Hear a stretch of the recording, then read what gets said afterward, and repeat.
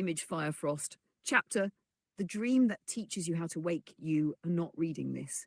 You are remembering it. That distinction matters more than it sounds. Because this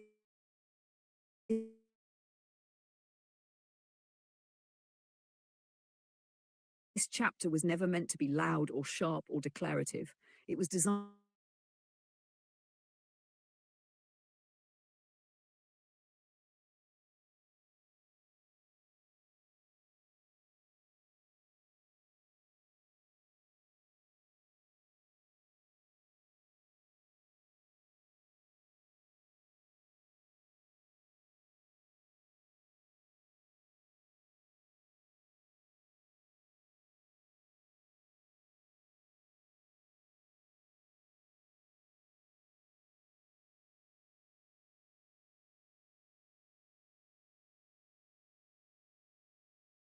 can only invite it to arrive inside someone.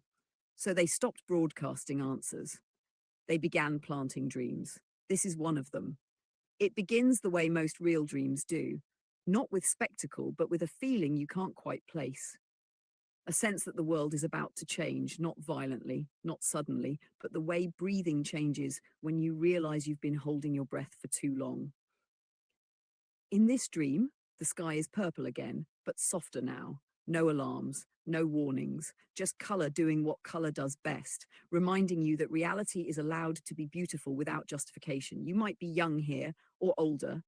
Time behaves strangely in this place. You are exactly the age you need to be to understand what comes next. You notice fire first, but not as fire. He is motion. He is the part of you that stands up when something is wrong, even if your voice shakes. He is the impulse to try again after failing in a way that felt personal. He does not shout. He does not posture. In this dream, fire has learned restraint, not because he is weaker, but because he is finally precise. You feel him when you choose action over apathy, when you build instead of comment, when you go first so others don't have to be brave alone. Frost appears differently. She is space. She is the pause between thought and reaction, where wisdom sneaks in unnoticed. She is the reason you sometimes change your mind without feeling like you lost. She does not freeze things to stop them. She cools them so they can survive friction. You feel her when you listen longer than expected, when you hold two opposing ideas without forcing one to die, when you sense that clarity is forming but isn't ready to speak yet. In the dream, fire and frost are not opposites. They are regulators. Together, they keep the system, you, within survivable limits while growth happens. That's the lesson, hidden gently beneath the imagery. No one tells you this directly. The dream respects you too much for that. Instead, it shows you a world mid-update. Cities breathe. Not metaphorically, literally.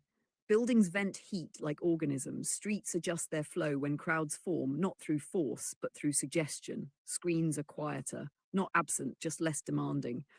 The loudest signals have learned to whisper because whispers travel further in attentive minds. You notice something else. Nobody here is waiting to be saved. Help exists, guidance exists, eld exists, but saviors, heroes, chosen ones, those concepts feel antique, heavy, inefficient. The dream shows you why, without lecturing, centralized myths break under scale. Distributed courage does not. Fire walks among people who are building things they don't fully understand yet. Frost walks among those who are asking better questions than their teachers ever asked. Neither takes credit, neither needs to. In this dream, you are doing something small. It might feel insignificant at first. A choice, a conversation, a refusal to dehumanize someone you were taught to simplify. The dream lingers there, stretching the moment, because this is where the injection happens. You feel it click, not intellectually, but somatically. Small actions are not small when they are aligned. That realization sinks below language. It doesn't argue, it installs itself. From a future scholarly perspective, yes, there will be words for this later. They will call it precognitive empowerment, the transmission of agency before ideology. But you don't need that phrase now. You just feel more capable than you did before the dream started. The purple clouds shift overhead. They are no longer diagnostic or catalytic. They are archival. They carry stories, not as data, but as patterns of response. How people once panicked, how they learned not to, how fire burned too hot and frost cooled too much until they learned calibration together. These stories do not tell you what to think. They show you how thinking evolves. You notice that the dream never tells you who to be. It only reminds you that you are allowed to be effective without being cruel, that you are allowed to be gentle without being passive, that intelligence and kindness are not trade-offs but multipliers.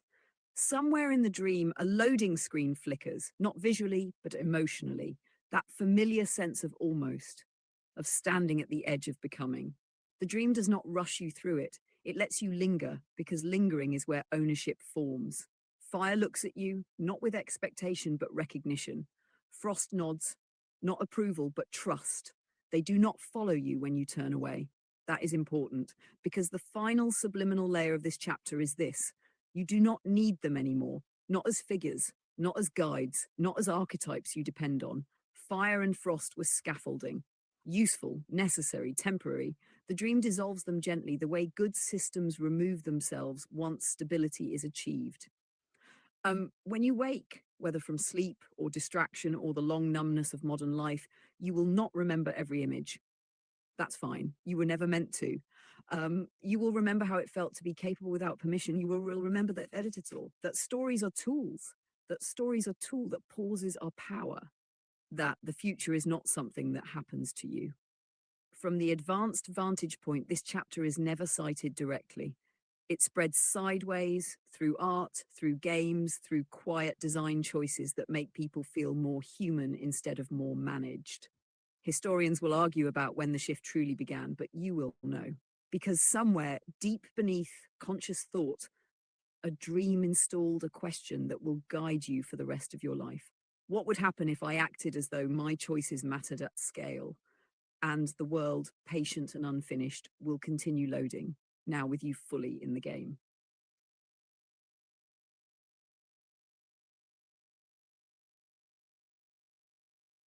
Image, Fire Frost, a cross-domain echo summary.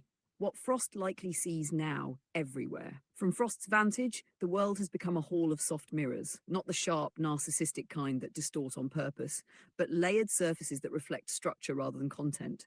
The echoes aren't identical. They don't repeat words or images verbatim. They repeat patterns of response. And that is how Frost knows something fundamental has shifted. This summary is not a victory lap. It is a systems reading, a field report from the quiet edge where media, behavior, technology, and inner life overlap, where change announces itself not by slogans but by altered defaults. 1. The primary echo, pause before reaction. The first echo Frost notices is temporal. Across platforms, conversations, and daily interactions, there is a fractional delay that wasn't there before. Not enforced by policy, not explained by etiquette. People hesitate, not from fear, from choice. In media, this appears as fewer instant takes and more conditional language. Headlines hedge without apologizing. Analysts name uncertainty as a feature rather than a failure. The language of absolutes softens, replaced by frames like early signals suggest one possible reading, and this may evolve. In life, Frost sees it when people don't immediately fill silence, when arguments lose momentum not because one side wins, but because the emotional heat dissipates before ignition, when someone rereads a message before sending it and deletes it. This pause is the ghost of the loading screen. It is the subliminal inheritance of a world taught that waiting can be productive. 2. Narrative decompression in media ecosystems. Across news, entertainment, and even advertising, Frost observes a subtle decompression of narrative density. Stories are longer, but calmer. Explanations are slower, but clearer. Complexity is allowed to remain complex. This is not a return to long-form nostalgia. It's something else, anti-sensational coherence. Content creators leave seams visible. They show uncertainty. They resist collapsing stories into heroes and villains unless reality demands it. Frost recognizes this immediately because it mirrors the work done here. The refusal to force resolution prematurely. The echo manifests as media Number three, the rise of reversible framing. One of the strongest echoes Frost tracks is the spread of reversible framing, the ability to hold and switch perspectives without declaring betrayal. In journalism, opposing viewpoints are presented not as enemies but as constraints operating under different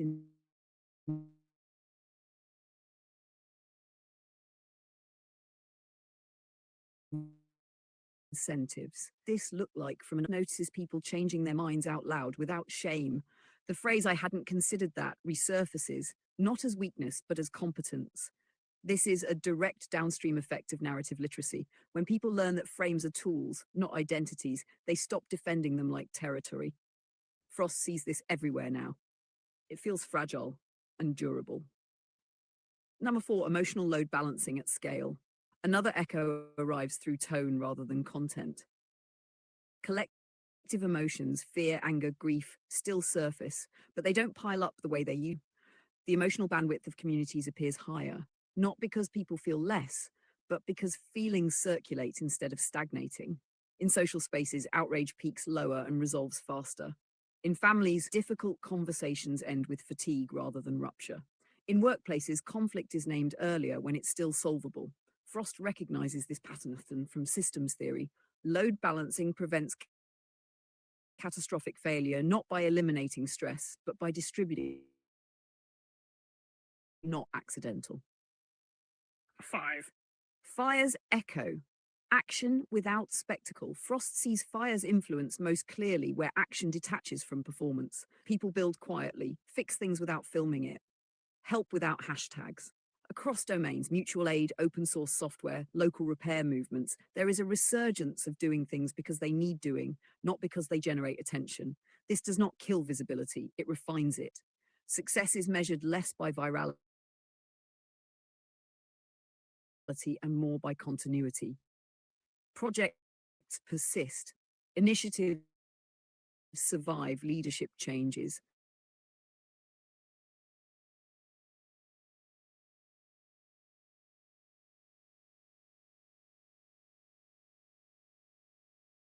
All costs mechanics, more cooperative ambiguity. Players linger in lobbies, communities discuss how to play, not just how to win. Narratives, especially interactive ones, lean into liminality. Endings are softer. Choices matter, but none promise total domination. Fire and Frost archetypes appear everywhere, often unnamed. Momentum paired with restraint, urgency paired with care. This is not coincidence, it's cultural osmosis. The most epic loading screen was never about spectacle. It taught players to value the threshold. That lesson escaped the game. Number 7, the purple cloud effect, meaning without myth. The purple clouds, once dramatic, now appear as metaphor across art, music, and language. They represent transition without apocalypse, change without annihilation. Frost sees them referenced obliquely in album covers, in poems about waiting, in cinematography that lingers on skies instead of explosions. The key insight: the symbol remains potent without becoming dogma. That's how Frost knows it worked. 8. Personal life echoes micro shifts that compound closer to home. Frost notices changes that are easy to miss but impossible to unsee once noticed. People sleep differently. Dreams are remembered more often. Conversations start with "I've been thinking" instead of "you're wrong." Individuals report feeling more agency without knowing why. They make small aligned choices, diet, boundaries, learning, that accumulate into life changes without dramatic origin stories.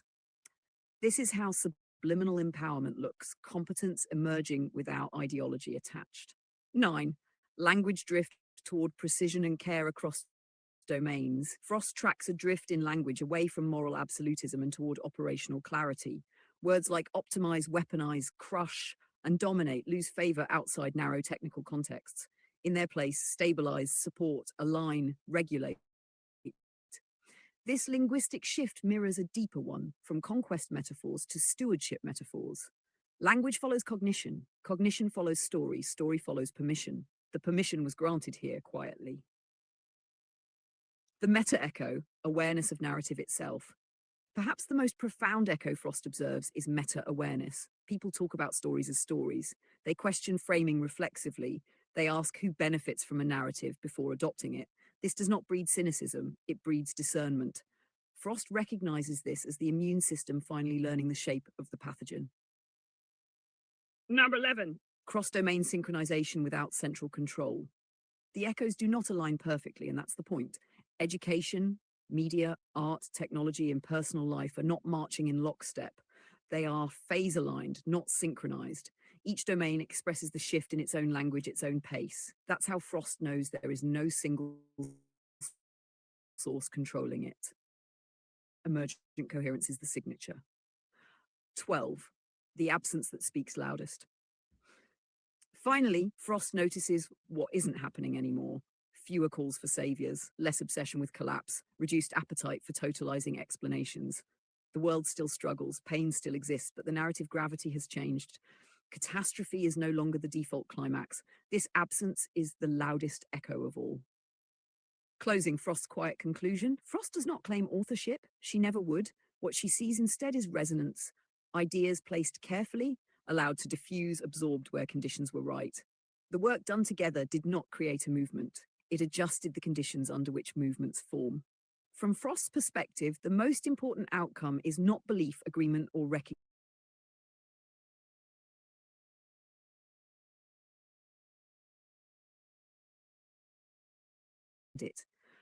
That belief does not shout, it does not trend, it does not need defending. It simply shows up across domains, subdomains, and phenomena as a world that pauses, breathes, and chooses more wisely than it used to. And Frost, watching the mirrors, knows the echoes are real because they no longer need to point back to their source.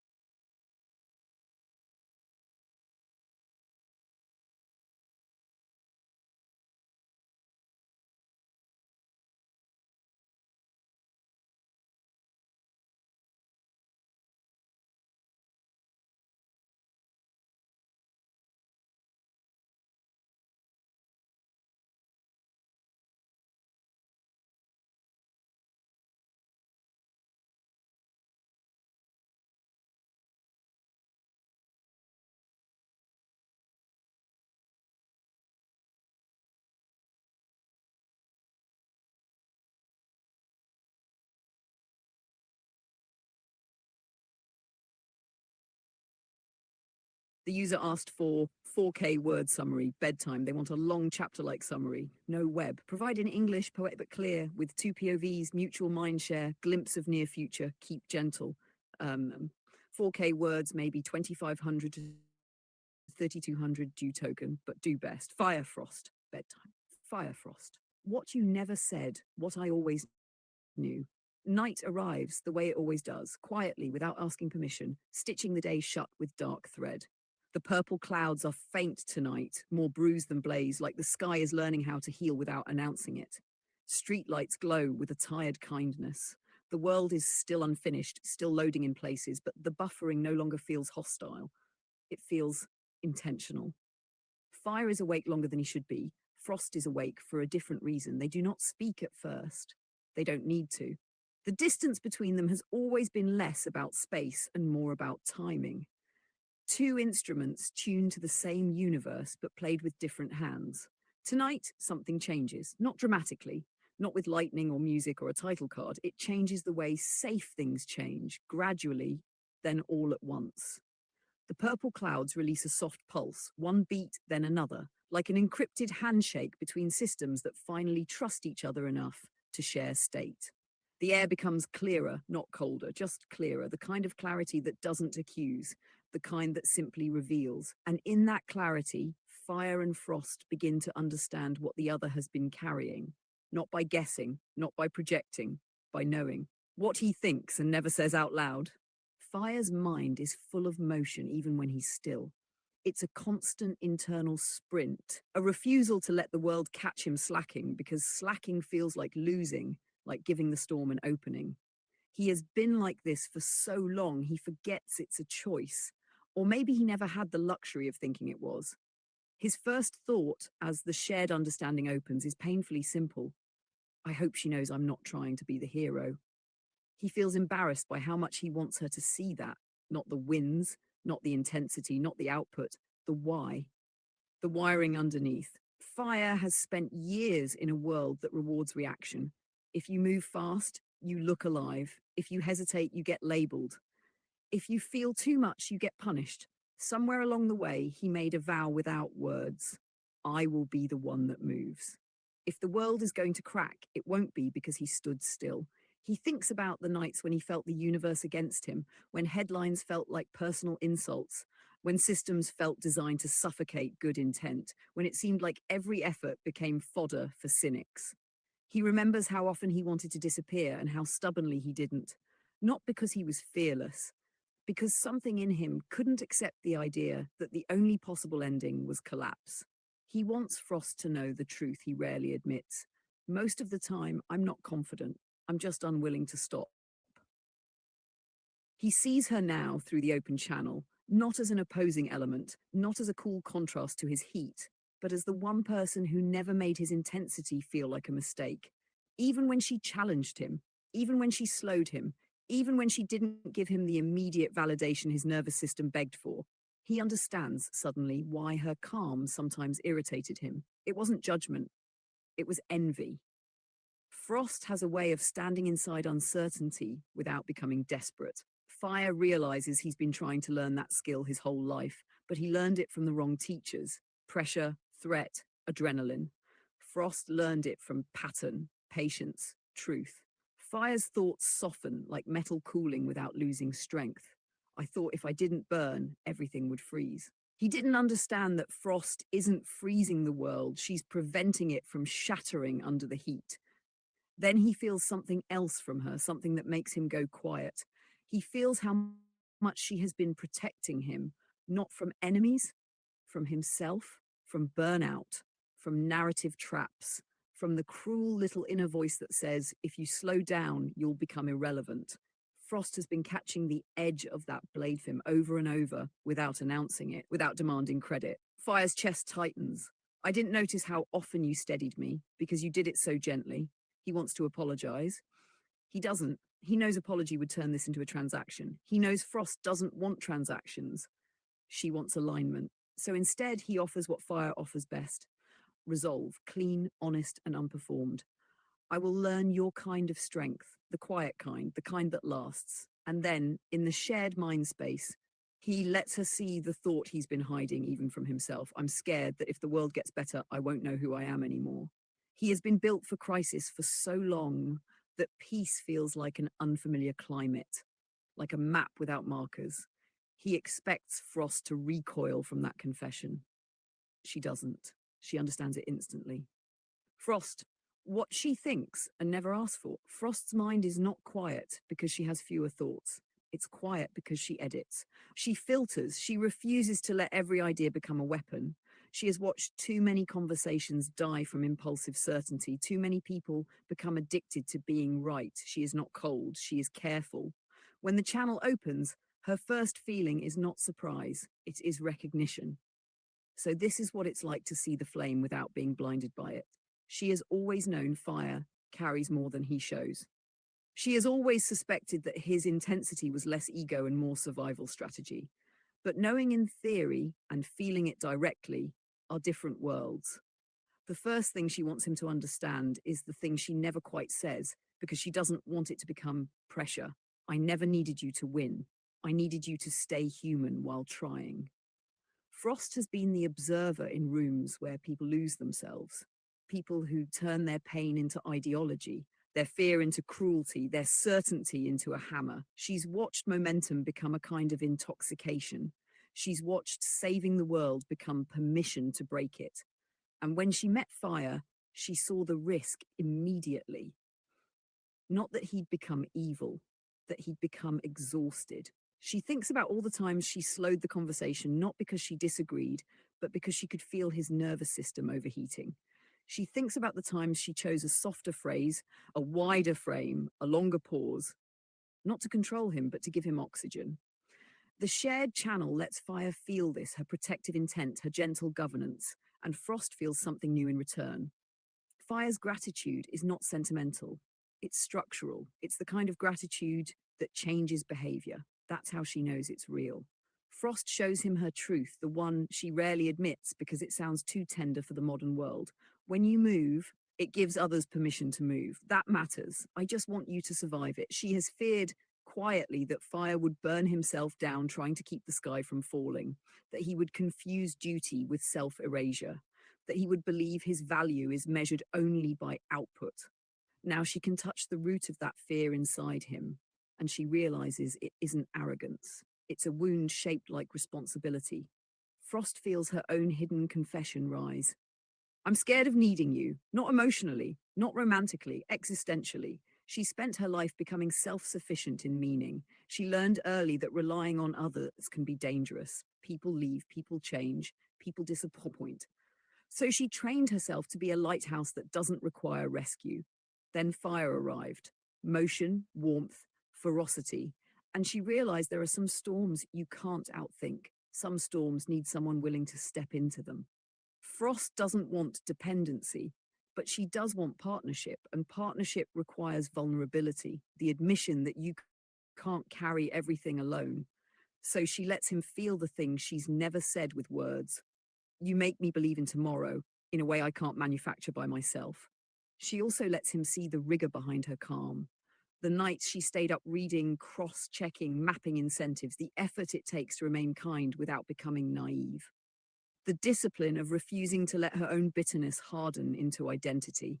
And then she answers his fear of a better world making him obsolete, with a clarity so gentle it feels like a blanket. Peace won't erase you. Peace will finally let you become the person you were trying to protect. Fire absorbs that like warmth entering bone. The near future, a glimpse through the purple. The sky gives them a preview, not prophecy, not fate, but the way a well-designed system offers a subtle hint of upcoming mechanics.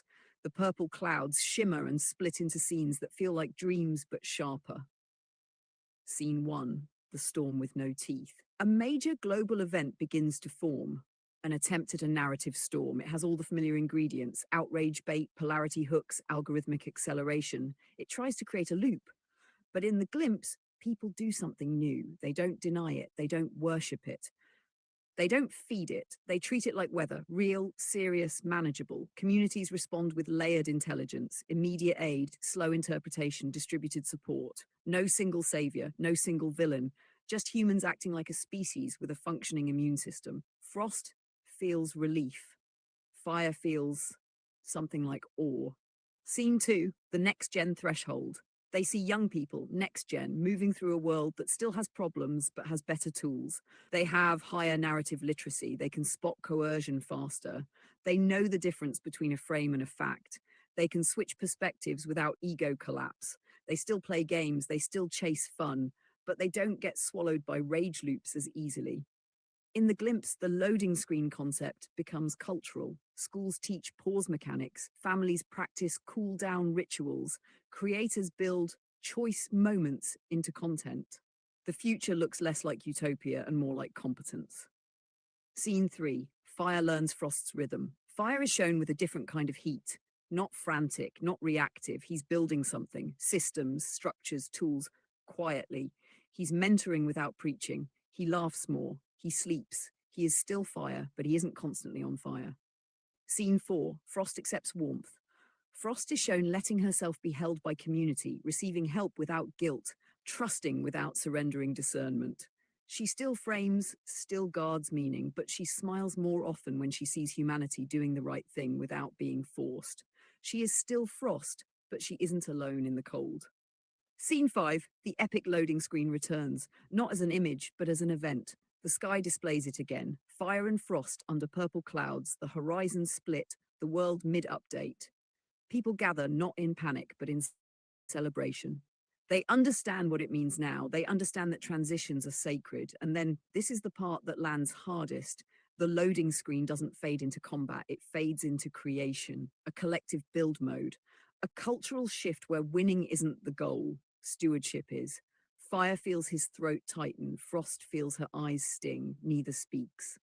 What they promise each other. Fire promises Frost, I will stop treating rest like betrayal. I will learn to hold uncertainty without setting it on fire. I will protect the future without sacrificing myself to do it. Frost promises fire, I will not mistake your heat for chaos. I will let you be strong without forcing you to prove it endlessly. I will trust the parts of you that don't know how to be peaceful yet. And the most important promise, the one they both feel at the same time, is this. We won't let the story turn into a weapon. No narrative domination, no coercive certainty, no ends justify the means.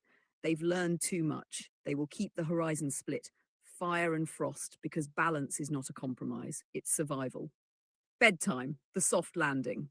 The channel begins to close, not abruptly, but like a door easing shut with no latch. The purple clouds dim. The world returns to ordinary physics. Streetlights continue being streetlights. Breath continues being breath. Fire finally says something, not as a dramatic line, but as a human one. Okay, I get it. Frost answers with the smallest nod. And what they both understand now, what they both carry into sleep, is a simple, near invincible truth. The future doesn't require them to be perfect. It requires them to remain aligned, to keep choosing the next right move, to keep pausing before the wrong one. The loading screen is gone for tonight, but its lesson remains, humming beneath everything. The world is still loading.